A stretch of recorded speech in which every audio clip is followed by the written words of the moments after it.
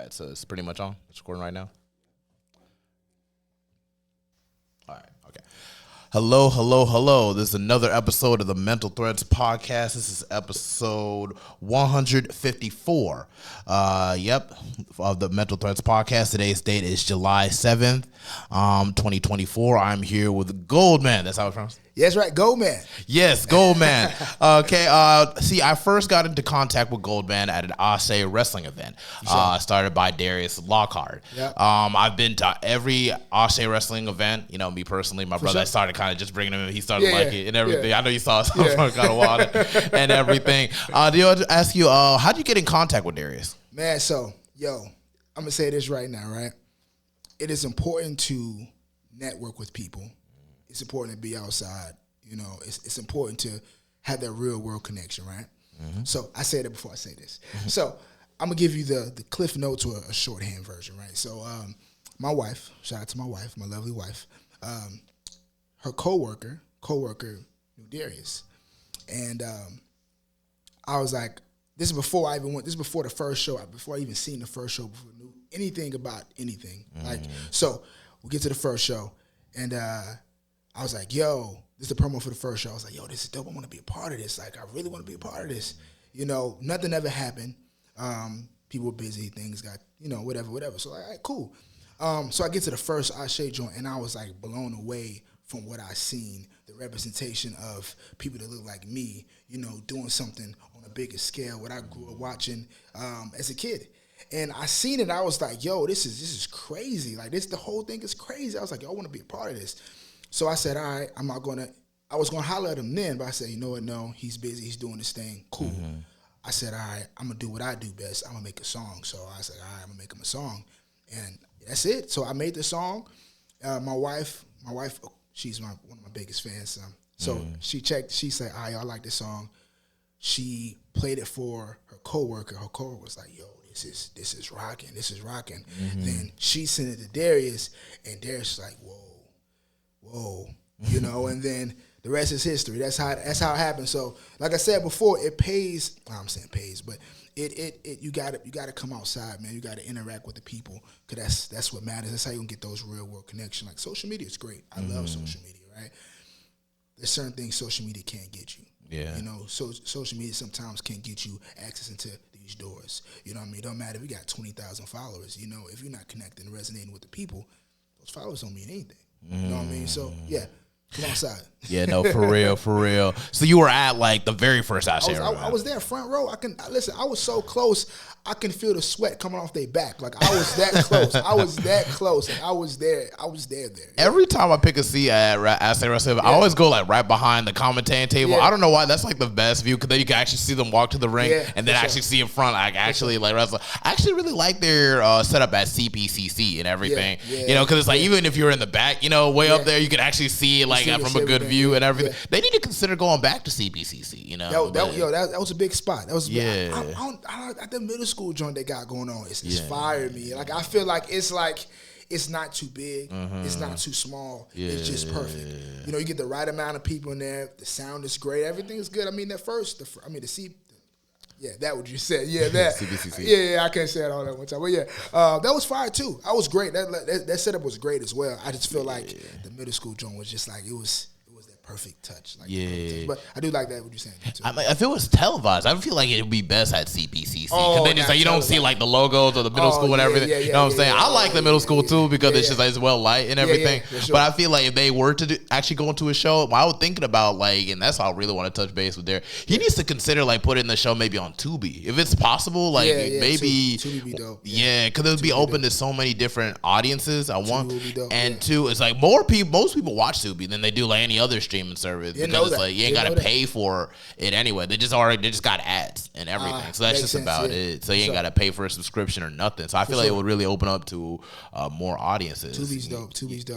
It's crazy. Speaking about Tubi, like, people be always hating on Tubi for some reason. They be like, you got these no disrespect to those people that do anything up there, but they're like, you got these.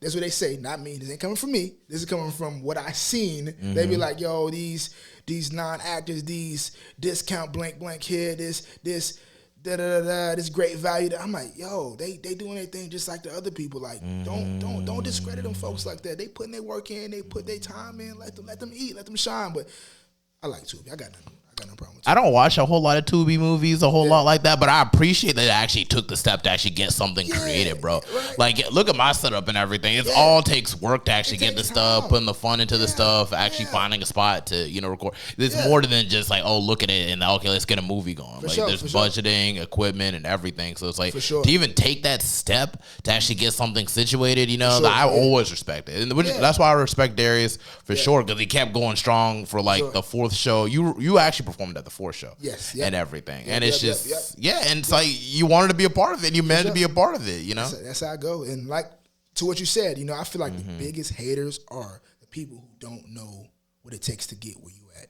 It makes sense, like, the people with Tubi or the people with this, whatever you're doing, oh, I can do it better, but you're not. But you're not putting no work in at all. Why you do it like that? Why you do it like that? But you didn't do it. You got a lot of what they said. You doing a lot of talking from the back seat. You're not driving. You're not driving. You're not navigating your destiny. You're talking about mine. Like, let me be great. Yeah, like it's so easy and everything.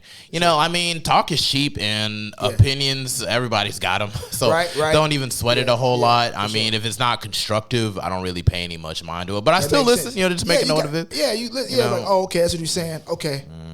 I'll keep it there for just that. Keep it right there. I'll look back at that. You know what I mean? So yeah. But it's just like TK Kirtland said this on the Drink Champs podcast a while ago.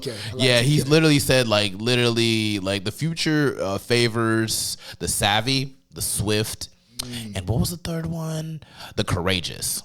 So it's like really taking that time to actually having the courage to really try to seek out your dreams, being more self-aware as to what to do, how to do it, and actually going through that process, and actually, using your intelligence to actually make it all come together and everything. I feel like that's peak humanity. That's just that's true. Nothing gets done until you take that first step.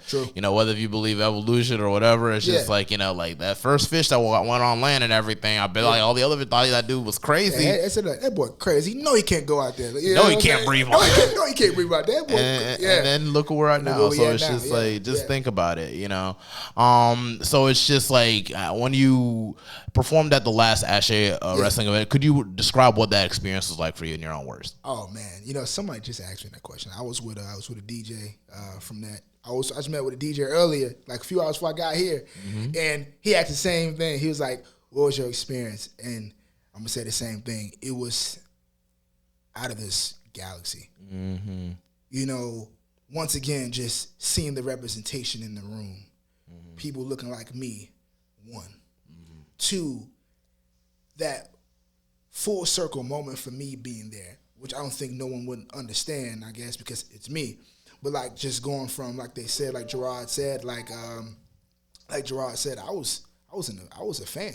I was sitting in the chair, screaming on who have I seen, fighting, and then now I'm here, they scream my name or they chant my songs. It's like, dang, like for real. Like, so it was just a crazy time. I just couldn't believe it. I was talking with Kevin, and a few of the Jet. I was talking with Kevin and a couple other folks. I was like, when I did the Jet performance, I wanted to tear up there. Like, you was there. Yeah. Everyone was chanting. Everyone was chanting. Like, the whole room came alive. And that just maybe because it's the wrestling, that's the wrestling atmosphere. But, like, when everyone started coming alive, I'm like, Chet, and everybody was coming alive, I was like, yo, this really happened. Like, they chant this because I'm saying it. Like, this is crazy. So, like, man, just a moment that I'm probably going to remember for the rest of my life. Core memory, y'all. It's a core memory. Like for the rest of my life. Like for the rest of my life, I'll say to somebody, like, I don't do nothing else. If some tragedy happens to me after this, like, I remember, like, I'm cool. I'm cool. Like that's how pivotal that was for me. Like, just once again from being in the fan position, and now I'm entertaining the audience.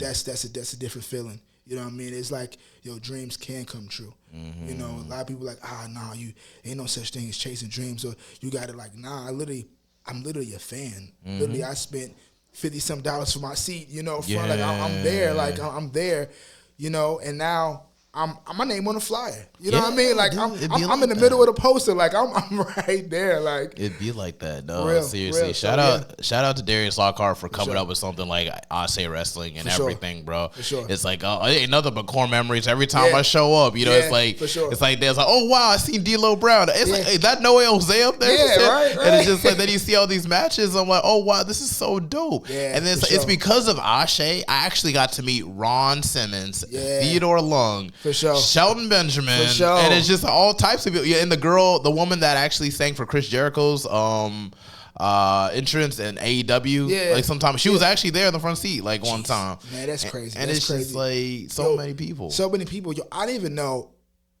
Jay Lethal was there. You know Jay Lethal? Yeah, no, me and my brother. No, funny thing, 'cause me and my brother was there, and he said like, "Bro, if Jay Lethal was here, it'd be so dope." And then we saw the picture. I was like, Jay Lethal was like right there. I was like, "Oh my!" I showed. I told her, "Hey, Jay Lethal was there." It's like, what? Dang.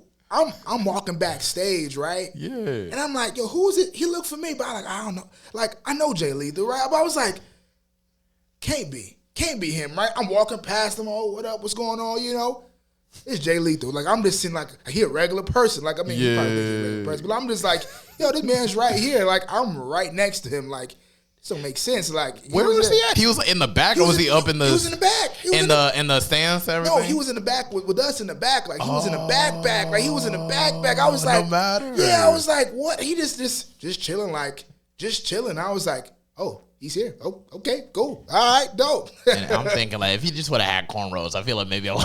Yo, right. Oh, we kept the beard like it's something like he bald, just a clean shave. I was like, I feel that's why. So that's what it is. That's what it was. Hey, Jay Lethal, if you're listening to, please grow back the cornrows if you can. Sure, be more recognized. No, I'm just sure. playing. No, you ain't got to do all that. Nah, you good. Do that's a legend for real, though. I feel he may just show up to a wrestling event like I can see him perform as an actual performer. I can see him. That'd be dope. We speak into existence. He gonna be there. He performing. He gonna be the main event. We got to speak it into existence and everything. I really love the Jonathan Gresham and Shelton Benjamin match. I couldn't believe I actually got to see it like in person. Bro, like Yo, just seeing that, I was like, whoa, like just seeing the whole card was just crazy. Like banger after banger after banger after banger. Like it kept you on your seat. I mean, not on your seat. It kept you out your seat the whole time. Yes, man. Billy Dixon versus Darius Carter was really good. Yeah, me and my brother was just wigging out when he jumped off the ladder. I'm like, yo. Wow. Like, yo, that moment was crazy. Like, that moment was wild. That moment was wild. Yeah, for sure. They need to get a TV deal. For sure. I'm pretty sure, like, you know, putting out content like this, it's only going to get, it's going to, the seeds are already sown. You know what I mean? Seriously. The seeds are planted. The foundation is there, right? Yeah. You know, greatness can only hit the truth, right? Greatness can only go unnoticed for so long. No, seriously. Like you put out great things, no matter what industry you in, right? You greatness can only go unnoticed for so long. Yeah. Somebody's going to see it. Someone's going to pick it up. Someone's going to get a part of it. You just got to put yourself out there. You know what I mean? Yeah. And that's when they say when the talent's going to show itself. You know what I mean? The work is going to show itself, and it's there.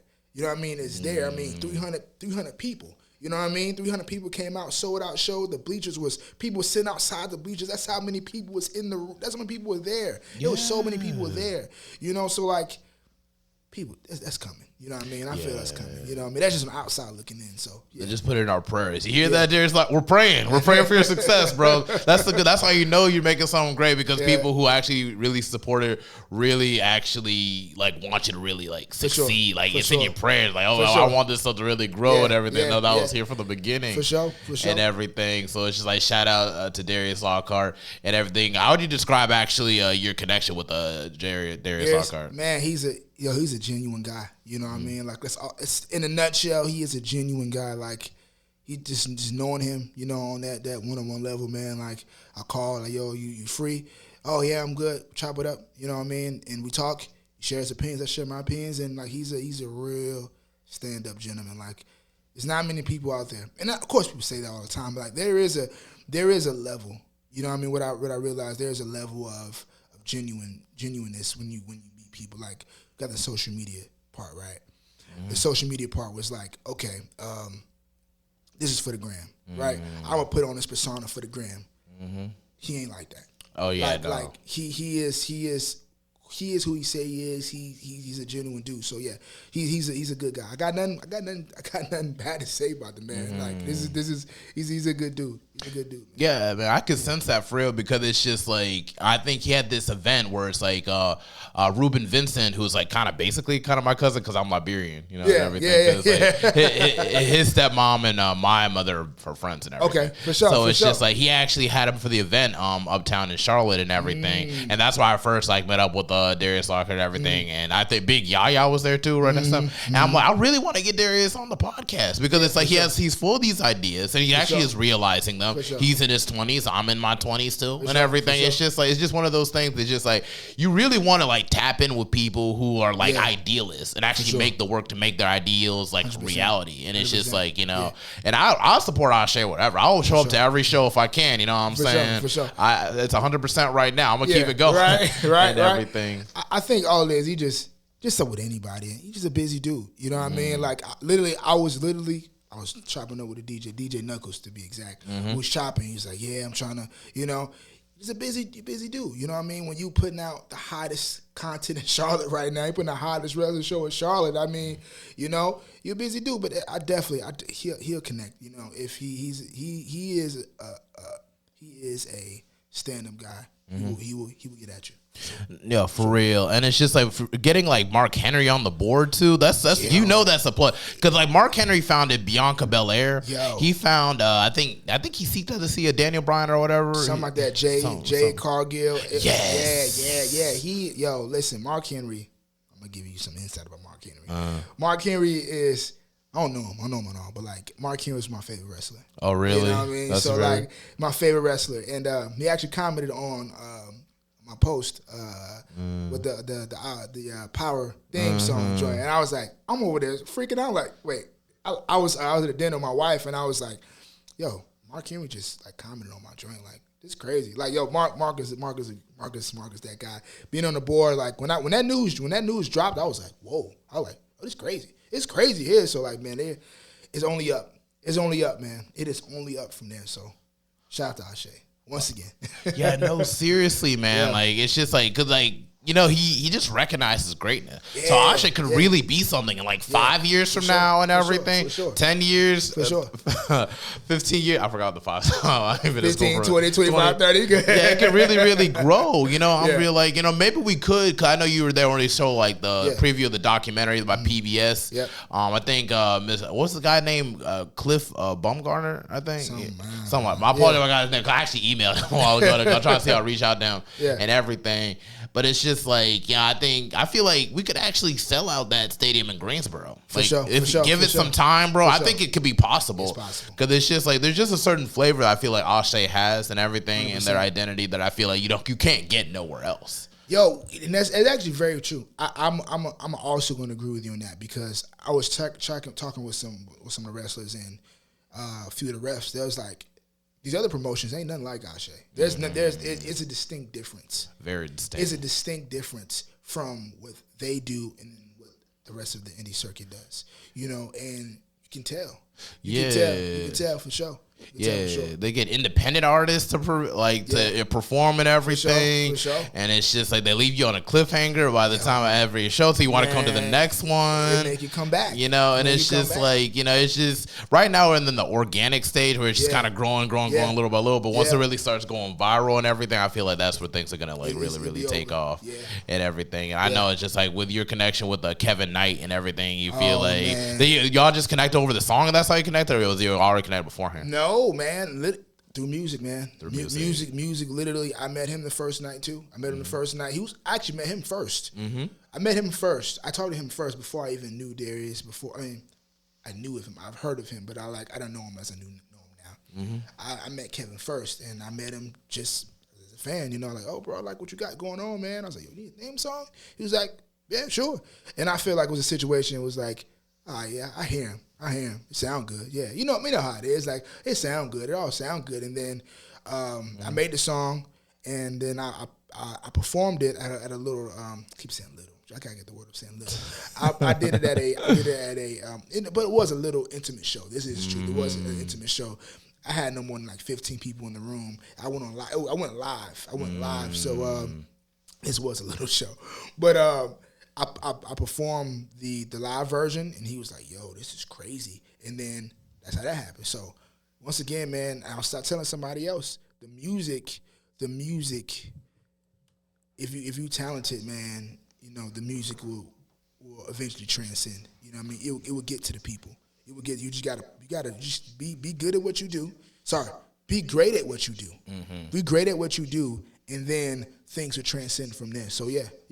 Yeah, you know, funny thing about Kevin Knight, because I was also the first person I spoke to as well, Yeah, bro. yeah. But it's like over our microphone, I thought it was Cameron Knight. So like when I first saw him, I was like, "Hey, yo, Cameron Knight is it?" He was like, I saw this film. Oh wait, no, that wasn't his name. It was Kevin. I felt so bad and everything, but really cool. He's a cool sport. Cause like the last time we won and everything, he actually acknowledged me and my brother for actually instigating a lot of this stuff going on. So it's just like, you know, shout out Kevin Knight, you know, Jet 2 Fly, and sure. everything. I heard more about him and got deeper into his stuff. Like I know he was like wrestling for TNA as well and New Japan, and he tags with Kushida and everything. And I saw Kushida in NXT and everything doing the whole Back to the Future thing. So I'm like, okay, so it's like this. So I kind of have a more futuristic type aesthetic and everything. Yeah, his match with Ian, the guy Ian. Ian Maxwell. Ian Maxwell. Yeah, that was real dope. There was a spot where I think he kicked him in the chest or something on the outside. Bro. Man, that match was cold. Yeah, bro. We could go on all day talking about Ashley, but it's about you and everything. But back to you and everything. I know you mentioned it's your wife, correct? My wife. Yeah, your wife has been very integral in your success going so far. Listen, man, my wife she has helped me on so many levels. You know, she helped me on the performance tip, right? Like she's probably one of the reasons why I perform the way I perform now. She's big on, my wife she put together her shows herself, not wrestling shows, but she put together shows herself. She's a dancer, and she has an eye for stage performance. So she was like, yo, you're not getting on the stage unless you write. You can't just be rapping a song, you know what I mean? Like you gotta give the people something, right? Like music is one thing. They know your music. Well, they don't know your music, they know music. You got to give them a show. And that's what she was so big on, giving me that. Like, my stage performance was good. She made it better. So that in one. Two, just being that ear, that listening ear. So when I have when I'm recording music, she's there. She's there all the time, just supporting. She's shooting videos. She shoots my videos. I mean, I can go on and on. My wife is amazing. So yeah.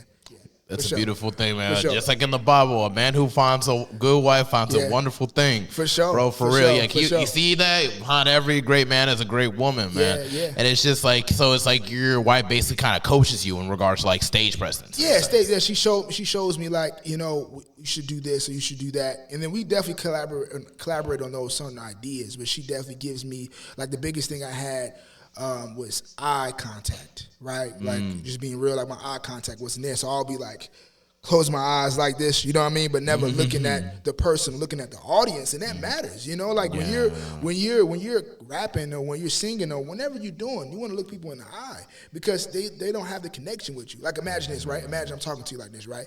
Yeah, you know, my name is Goldman, and you know, versus, yo, my name is Goldman, how are you? Like it's a different vibe, right? So yeah, like the biggest thing she helped me with the eye connection situation. So yeah, for sure. That's very, very good advice for real. Because you want to be able to see people can see you're sincere. You got to look them in the eye and everything. And I had to learn that, especially because, you know, I'm a security guard at a floor host, actually. Unarmed security guard for Onyx. So it's just like, you know, it's just one of those things. You can't be looking down when you're talking to people. You got to look them in the eye. Like, excuse me, sir. You know, you got to cut that down. You got to stop from that. You have to escort you out. You know, you got to be serious. So it's just like that eye contact, it demands respect. It demands attention. Like, you need to focus on me. You came here for me. You got to see me and everything. So it's just like, I really understand. That's really good for your wife, and she's very wise and everything to really instruct you in this manner. So how long has she been dancing? My wife been dancing all her life, man. All her life. Like, my wife's been dancing. For what she told me, she grew up, she taught herself how to dance looking at Michael Jackson. That's how she taught. For what I remember, babe, I messed the story up. My apologies. But what I remember was she danced. She taught herself how to dance by watching Michael Jackson. She wasn't professionally taught how to dance. She did it herself, you know. And Ever since she was a child, for what I remember, like I said, if I mess the story up, my bad. But for what I remember, yeah, that's it. So she's basically self-taught in her own right. For sure. So since she's a self-taught dancer, she just basically just. So does she teach by any chance? She teaches. Yeah, she teaches.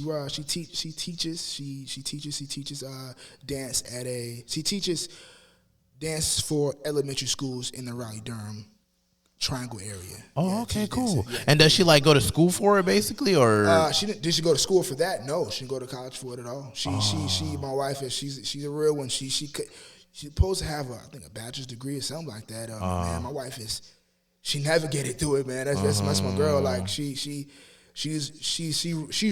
She's one-on-one. Like she's gonna find a way to make it work. You know, yeah. So she's kind of like the Blanca equivalent, like from Super Street Fighter, but like for dancing.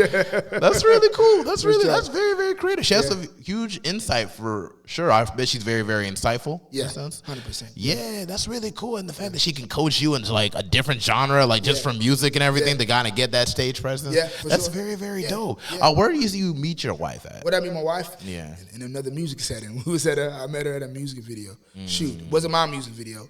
Just extras in the music video. It was a music video party, and we met there.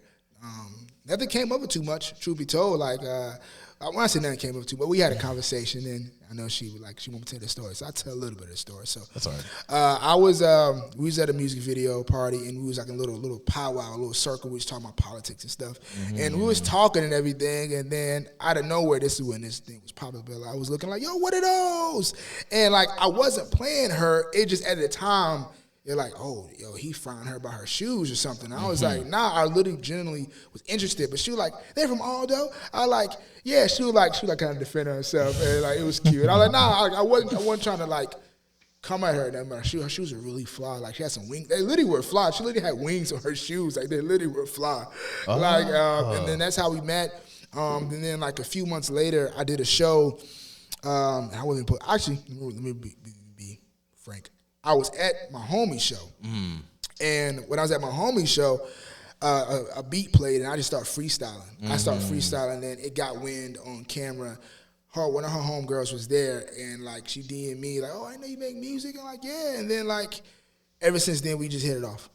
That is really dope. Ever since then we hit it off. So yeah. Ain't it just great when your passion just brings you to like very important people in your life and everything? Yeah, for sure. Yeah, I've met so many friends because I do music too. For sure. I got to check it out, man. Like I was like, I've been so busy like these last couple of weeks. I seen it. I said, I'm gonna check this out. So I haven't checked it out yet, but when I do, we'll have some words. Yeah, bro. Take your time. Take your time, bro, because we're all just focused on the podcast, just talking and everything. So it's like, we ain't even reached that spot yet. Yeah. Because I was just hearing you perform and everything, the freestyling and the saxophone and everything. Yeah. And just the fact that you were still willing to show up despite having not a whole lot of conversation and everything, it means a lot, bro. Yo, man, ain't nothing like, it's nothing like I told you I'm about coming outside these days. You know what I mean? Like I ain't in the house no more. Like I'm not in the house anymore. I'm out here like, I'm linking up with people. You know what I mean? I'm linking up with genuine people, and I haven't not saying anything, but I didn't even care how I looked.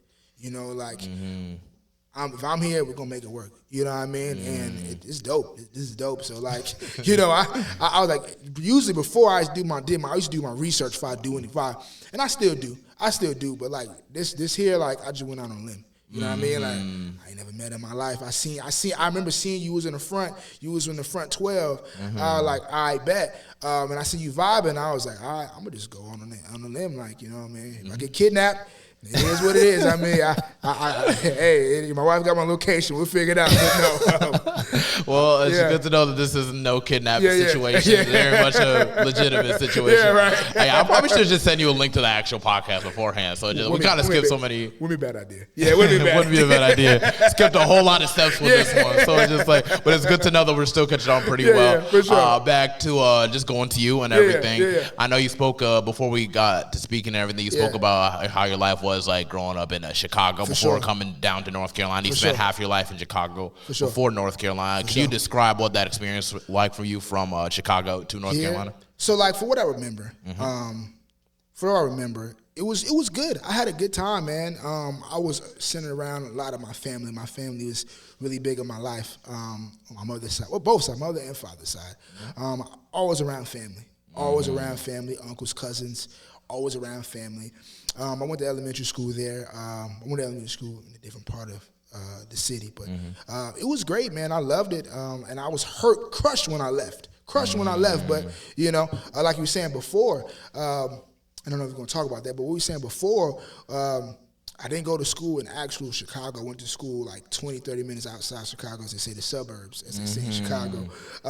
And I was so crushed, like, why I couldn't go to school with my neighbors? You know what I mean? Why I couldn't go to school with, the people I cut grass for? Why I couldn't go to school? And I always feel like an outsider. And then looking back at it now, like, my mom was keeping me safe.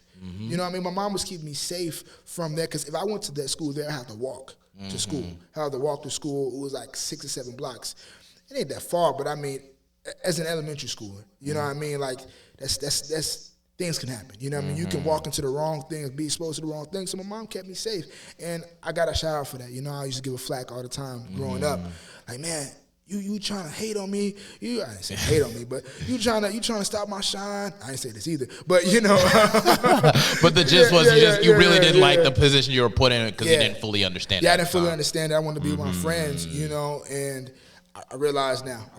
So yeah. No, I understand completely, because my mother had in the beginning put me in like both my parents put me in like a private Catholic school, and always try to put me in schools that are like way away from like my people group then on. 'Cause I live on East Side Charlotte and everything, and then you got me like here in Ballantyne Plantations. Yeah, you told me like I told you earlier, and everything. Literally, going to school out here, and there were good times, there was bad times, and I feel like at the same time, one thing I really had to appreciate, my parents for is everything. It's just like I was able to have strength in going on my own. For sure. I'm a very extrovert type person. My brothers say I'm an extrovert or whatever.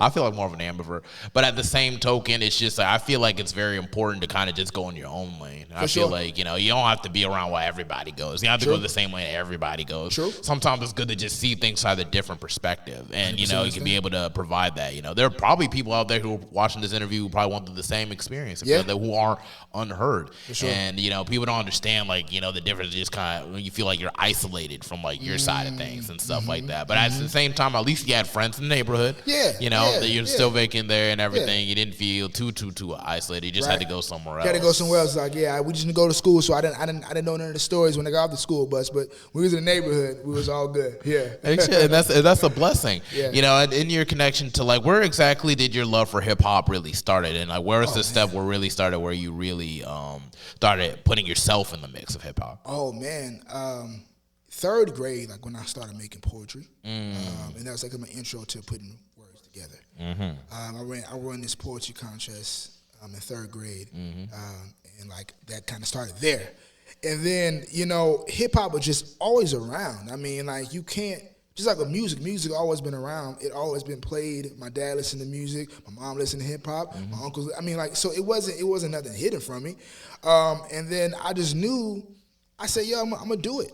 I liked it. I feel like I had something to say, and I did it. And then just fast forwarding things. So 3rd grade, I started recording my first song at age 15.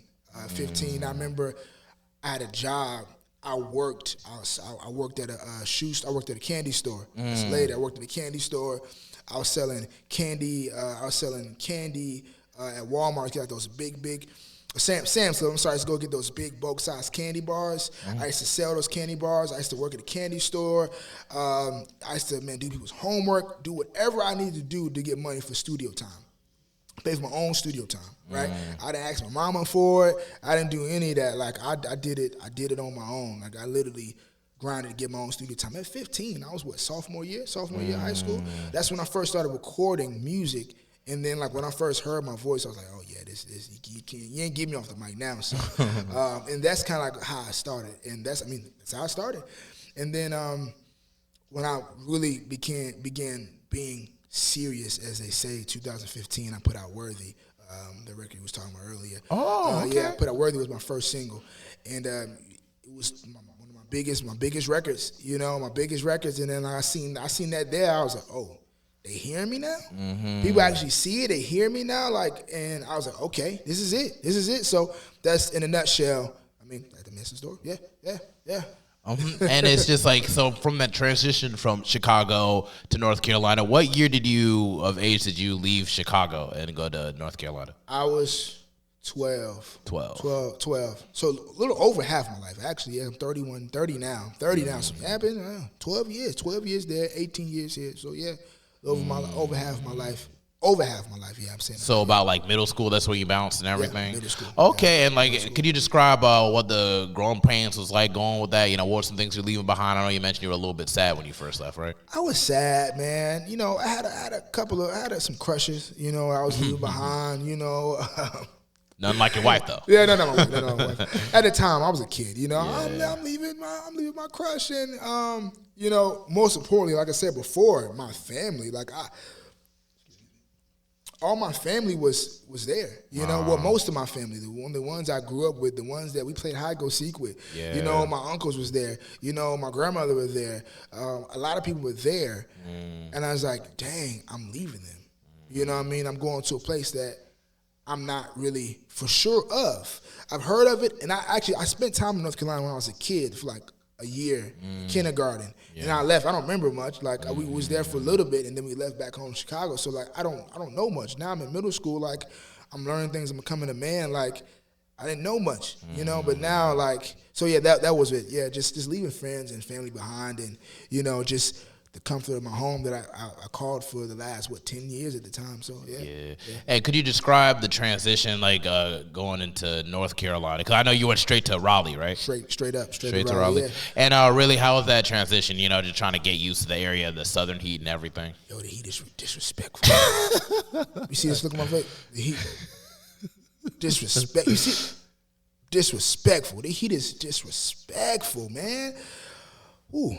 Sorry. The transitioning, right? Like, so I'll just be up front. Like, it's a clear difference, especially when I came. Like,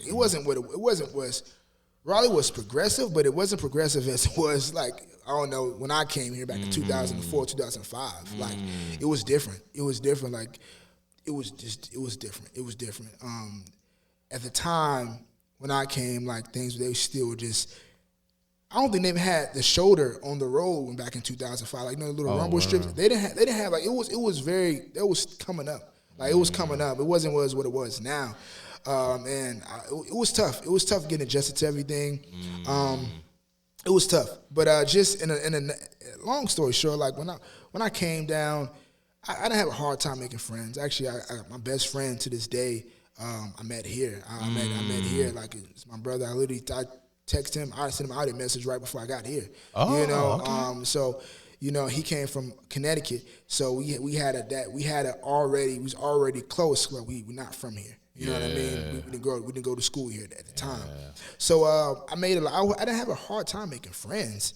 The transition was actually pretty easy. It was just getting used to things was hard. So.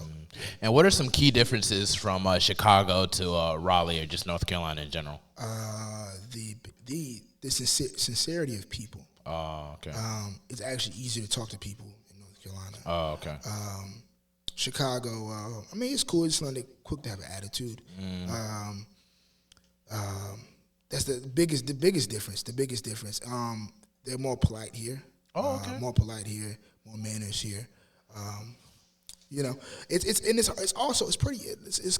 kind of hard living up there, man. Like, you got to make a certain amount of money to be there, or you in the hood. That's just what it is. Like, you outside in the suburbs where, like, it's no point even traveling to Chicago anymore. Like, so that's the difference. Like, North Carolina, I mean, now people are talking about, the price is crazy, but like, man, it's that's because the people are not making enough money to what the way the rate of things is now to what they make. It's hard to live, but man, like it's a lot cheaper. It's a lot cheaper here, man. It's a lot easier to get things going here versus Chicago.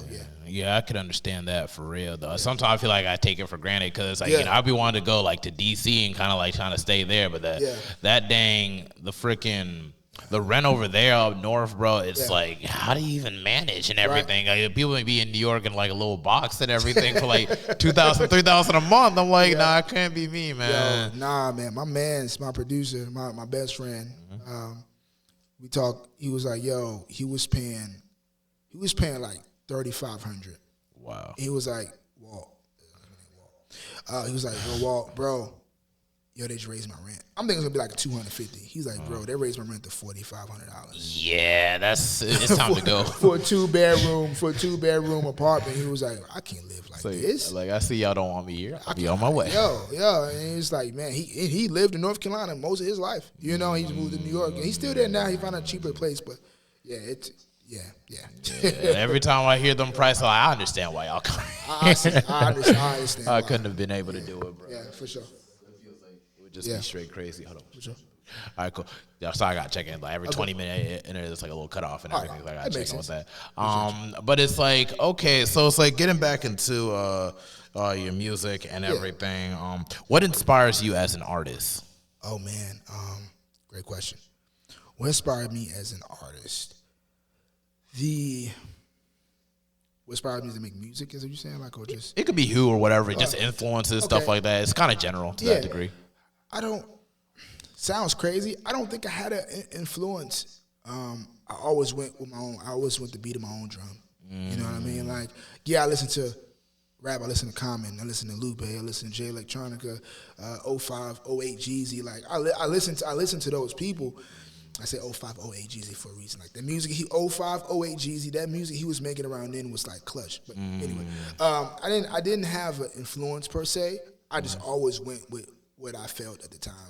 Every song I ever put out is from real world experiences. You know, it's for moments like this. You know, I probably put a song about it on this. I'll probably make a song about this here. Like, just, yo, I was doing the tag me in, bro. I'll put it on the intro, bro. Like, Mental Threads, come on, there's too much inspiration. Like, I'm gonna make a song about this. Yo, I was chopping up in Charlotte. Like, I'm gonna do it. Like, I'm gonna do it. That's just how I am. Like, I take those real world experiences.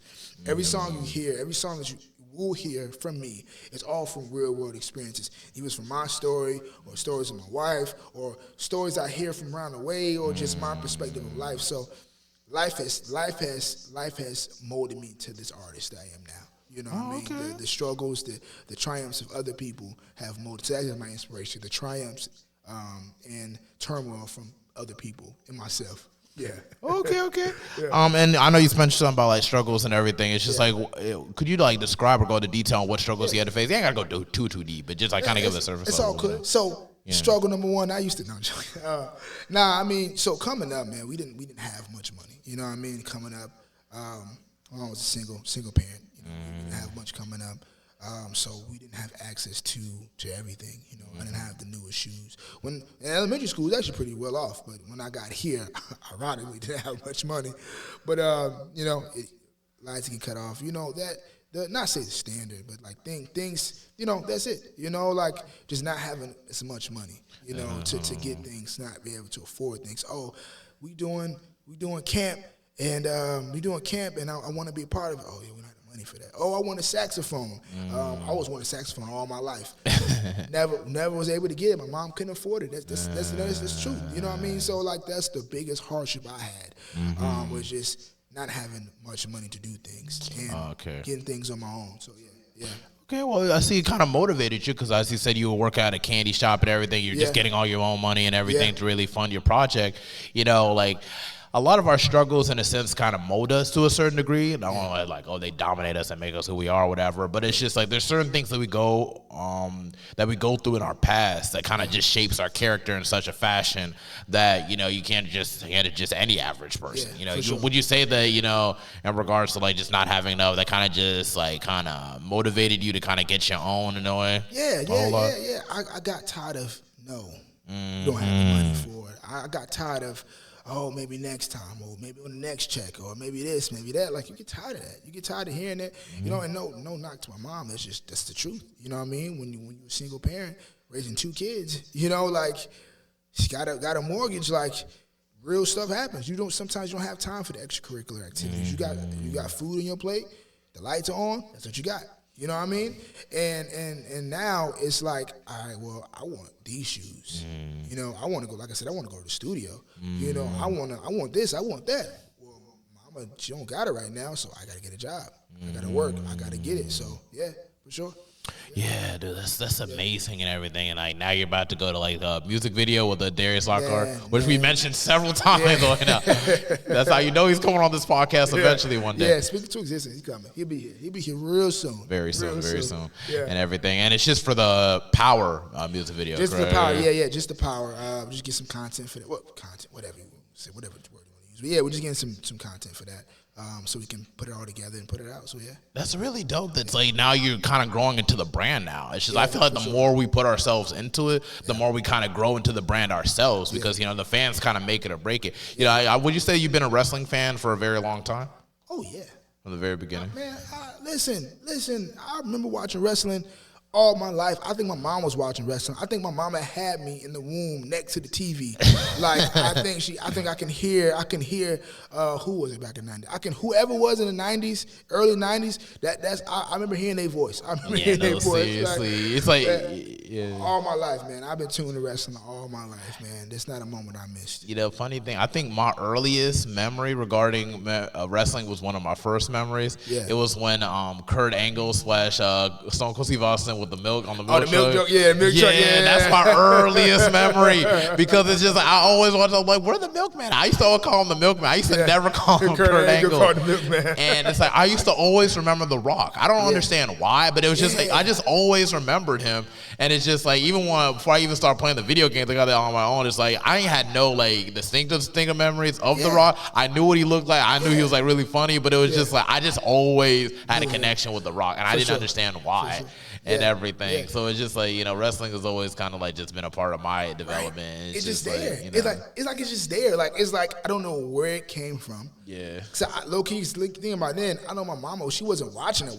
You know what I mean? Like I think it just came on. Yeah. People watched it at the time. Yeah. Because you can't lie, back in the night, like Attitude Era, like and of course that's what everybody talks about, but that's literally was one of the hottest times in wrestling, you know what I mean? And look at where it's at now. Look at wrestling at now. It's like it's a whole culture. Like it's low key wrestling, not low key. Wrestling is bigger than ever, and it's coming back. Like crazy. Like if you've seen like especially WWE, shout out WWE for actually doing shows in France and everything. That was a dope show. The crowd was lit. They were singing the song and everything. And it's just like, you know, and it's just like, and now we got AEW, which is like the first major wrestling event I went to. And everything was like Revolution to see Stink's last match and everything. How was that? It was dope, bro. The fireworks were hot. Like really a lot hotter than I thought. I heard that pyro was stupid. Yo, yes. I know now. I never went, but my homies told me like never sit next to the pyro seats. Yeah, it was way hot. Yeah, never sit next to the pyro melted seats. half my damn face. But it was a really dope experience. I got to see Samoa Joe, Daniel Bryan. Well, actually, he's Bryan Danielson now. Yeah. But it's just like, and then just things like that. And then most of all, you got to see Sting like for his last match. The first time I saw Sting was like, how are you feeling about John Cena's retirement announcement? I heard that like my man just texted me today, like yo, and then I seen it. I'm happy for him, man. I mean, he been in 2002. It's a bittersweet moment. I mean, he been there 20-something years. He carried the company on his back. Like, everybody knows John Cena. And we grew up with dude, bro, which is so scary, bro. Because, like, while we really getting old, I'm like, and it's just like, and it's just, like, now he has to put that down and everything. I'm like, bro, this better be the best run ever, bro. They need to bring back Edge, bro. I'm sorry. Whatever they just need to come up with something like, hey, bro, we'll give you this amount of money. Just let him come for, like, one more match. For sure. We got to run that Edge versus John Cena fade one more time, for sure. John Cena, man, is a lot of people hate on Cena, you know, but Cena's the man. He carried the company on his back when no one was watching. When they were going through their phase. Yeah. You know, he was the there. Trenches. He was the trench era. The trench era for real. Like he was there. Him and Randy Orton, they was carrying it. They were doing their thing. And it pays off, man. I mean, he doesn't have to do anything else. He won all the titles he need to win. Did all the feuds he can do. He did everything he can do, and now he's bouncing. So he's an actor, a really good one, with the Peacemaker and everything. And it's just like, Peacemaker and He seen Ricky. Have you seen Ricky? I don't think I've seen that. Yo, Ricky was pretty good. I think Ricky was great. Ricky was great. Did you check the blockers one? Like the one where it's like they're trying to like stop their daughters from like going to prom or something like that? I didn't see that one. Ain't seen that one? I didn't see that one. I need to see. I feel like it's really like we really need to really give back to him, like and really like really make a step up to really for his like acting career. Although he probably might not need it, but we definitely need to like seriously show up because like dude really was showing. I feel like some of that never give up stuff really brushed off on you in some way or another. For sure. In some way or another. But we could go on about wrestling back to your music and everything. It's all good. Because like we're getting close to the whole hour mark and everything, but to close and everything. About certain songs like the song Power and everything, you know, I know you did that like for Ashe and everything, and it's just like in regards to writing Power and everything, you know, what was your inspiration? What really like, you know, I know obviously Ashe, but it's just like, but like during the writing process, what got you to develop Power? When I was writing, funny thing, I don't write music. I freestyle. It was a freestyle, but I don't write often. Like if I do write, like it means not saying this doesn't mean anything, but like I typically come with something in my head and I just go with how I feel. But what transpired in my head when I was making these songs? When I make that song, I was like, yo, I want to represent the community. I want to represent what I'm seeing. You know what I mean? I want to rap. Literally, this is what it's about. Like what I said, you don't got to win the match, but still for the victory. You know what I mean? That's big. Like, yo, you ain't got to. You like, this is so big. This is bigger than winning. This wrestling thing, this is bigger than winning your match. Yeah. This is something for the culture. This is something for history. You know what I mean? Like, and I want to give back. I want to give back, but I want to give two. Not give back. I want to give two. I want to give my 2 cents. The best way I know how, which is music. So that's what my process. Like when I was putting this stuff together, I was rapping. I said, yo, I want to do something that's going get you like, oh, I like this. Like, yeah, let's get it. So yeah, that's what it was. Just want to highlight wrestling. I want to highlight black wrestling at that. So, Dude. And Darius is doing such a dope job with it. Sure. And on the song I really like was 79 and Counting. It felt like I was in a movie. Like your songs make me feel like this need to be put on some type of movie soundtrack or anything, or NBA 2K or something, bro. We got to hear it. Has to hit the masses, bro. Yo, man, I appreciate you, man. I'm actually working on some placements. I'm working on some placements. Like you hearing it now. Like you're hearing it like live. Like I'm working on some placements with some movies and video games and all that. Like we working. 79 and Counting. That's one of my favorite records. All my records are my favorite records. There's no song I don't like more. Like, you know, but fun fact, so it was a song that saw me and the producer, we had the same beat. Me and this artist had the same beat. And both songs did extremely well. And people start getting wind of it. So they start putting the two songs together like, yo, was this song? I forgot what homie name was. Ooh, J.R. Woods. His name was J.R. Woods. J.R. Woods, yep, they put us together, and it was like, yo, who killed the beat more? You know what I mean? Oh, Goldman killed it. No, J.R. killed it. Yo, they both did good. So, like, that's like my first moment. Funny you say that. It was like my first moment actually getting put up there with somebody. So, yeah, for sure. Okay, that's dope. That's dope. Just friendly competition, nothing crazy. Nothing crazy, no beef, no nothing. It was just like, yo, who killed it better? Who did it? Like, you know, and yeah. Yeah, I also like Don't Talk to Me to Death. Don't Talk Me to Death. Yeah, that was a really dope song and everything. A lot of your beat selection is just like, so like you don't do the production, right? Who does the production? No. So man, I wish I made beats. I do everything else. I record, mix, master, I do all that, but I don't make beats. Don't make the beats. All depends. Like Glace, my homie, he makes beats. My boy, he goes by Kendrick Terrell, but his name was Brother's Keeper at the time. That's who make Don't Talk Me to Death. Man, another guy, rest in peace to my homie. He made a beat. Man, that was crazy when he passed. They made Worthy. He's gone now. But yeah, man, it's I send my condolences. My apologies for that, sir. It's all good. And then who else? I mean, I got so many producers, man. Like I said, Juno. I like Juno from YouTube. Juno, man. Everybody just, you know. So it's a lot of people. Batman. So many people. You should check out Epic the Dawn. I don't know if you heard of him. I got records with him. I got records with Epic. Him, Epic, and what's his homie name? What's homie's name? We just talking. He gonna kill me. The Artist, I forgot his name. The Artist. You know, I be listening to YouTube instrumentals too, bro. You know, when people bring up other, I'm just sorry. I don't mean to wig out. I just like, bro, I be listening to it all the time, bro. Yeah. I got records with them. We was actually talking. He sent me like mad beats. He was like, yo, check these out. I'm like, oh man, it's dope. So y'all made something to your joint. He said, word, and he sings like, yo, he's crazy. Like, so yeah, no, I'm definitely tapped into the YouTube community for sure. That is so cool. Yeah, I'm tapped into the YouTube community. I'm everywhere. You know what I mean? Everywhere. Like whatever I get them, wherever I can get them from, wherever I get them to, my friends, or I got connects with some big people. So it all depends, man. Like I go from everywhere, bro. Everywhere, bro. That is so cool, yo, bro. If I see my mixtape, you think you put a good word in for me? For sure, man. You send it to me. Whatever you want, bro. Whatever you need from me, man.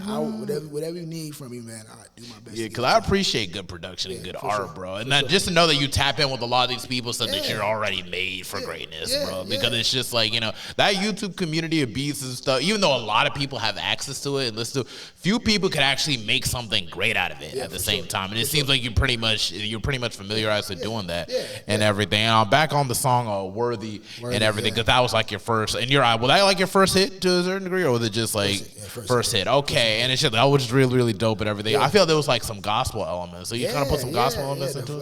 The Florida Mass Choir. I'm sorry, the Florida Mass Choir, and it was Kelly Portis. That's his name. I'm sorry, Kelly Portis. God rest his soul, Kelly Portis. He sampled the Florida Mass Choir, and when it come on, you've been proving yourself to me. Like, it was a smash. Like, I knew when I heard it, I said, it's over. It's over. It's over, man. And that's how that went. I ain't gonna lie, bro. I felt bad for missing church today because I had to sleep in. And I was like, okay, I'm redeemed. I'm okay. I promise. I don't even mean to be jokes. You good. It was really well balanced and everything, and it's just like, you know. Well, I feel like you as an artist and everything, even though it's like Raleigh's and like, you know, out there. You know, J. Cole came from Fayetteville, and I didn't know what Fayetteville was until I do really. And I've been living in North Carolina all my life until you really put it out there and everything. And it's just like, even though like you were born in Chicago and everything, but I feel like you've made a whole lot of roots here in North Carolina, a whole lot. North Carolina's my home, man.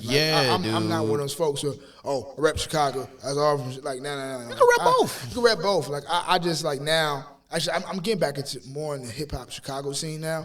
But like, I rep both. But North Carolina's my home, man. Like, that's why I be trying to learn how to drive. I mean, I lost my virginity in North Carolina. I mean, like, so much has happened in North Carolina.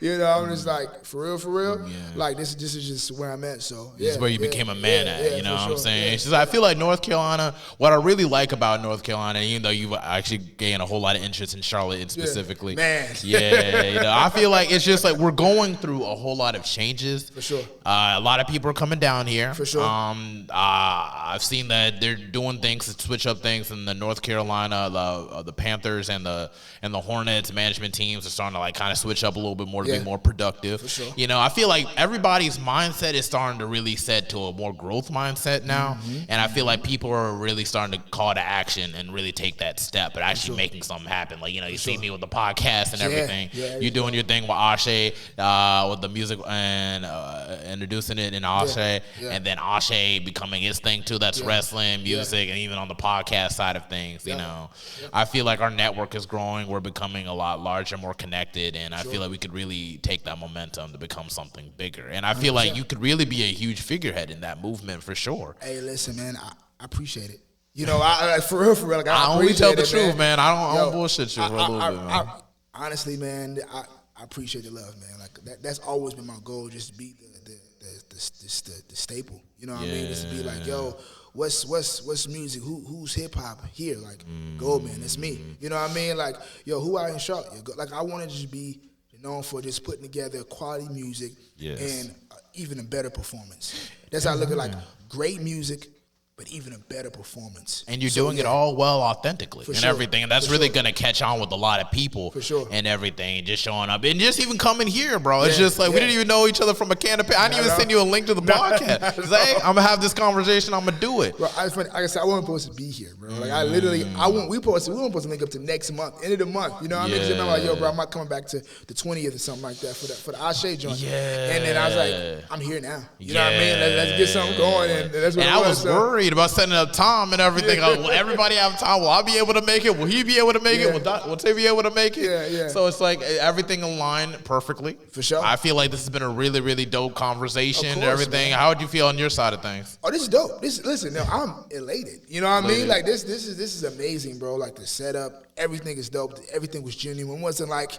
you didn't send me no questions. I mean, nothing like this is all from the top of the dome. Yeah. You know what I mean? Like, of course, you got your question you want to ask, but like everything was like nothing rehearsed. You know what I mean? We came here, we got the camera rolling, lights on. It's time to make some magic. So that's what it was. And that's how I like. I just want to hear from people's background and everything, get the perspective on matters. I love it when people are engaging like this and talking everything. So I feel like I'm not the one that's talking about it. So where you from? Chicago.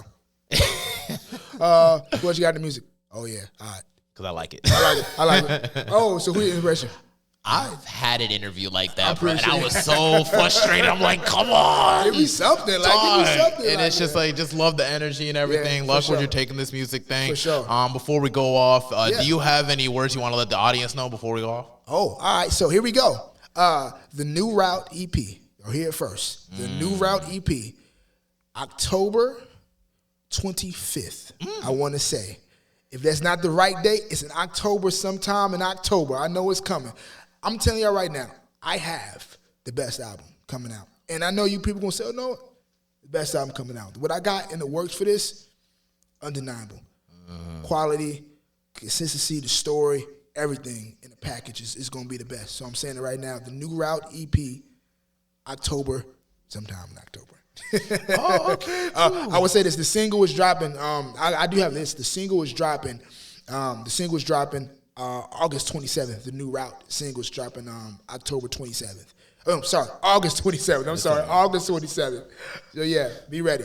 Single in August, project in October. You heard it first here. Let's get it. Mr. GO79MAN here from Raleigh, born in Chicago. What up, though? Yeah, sewing in, and now we are sewing out for the Mental Threads podcast. I appreciate you for hopping on, sir. Ain't nothing to it. Okay, take care. Peace.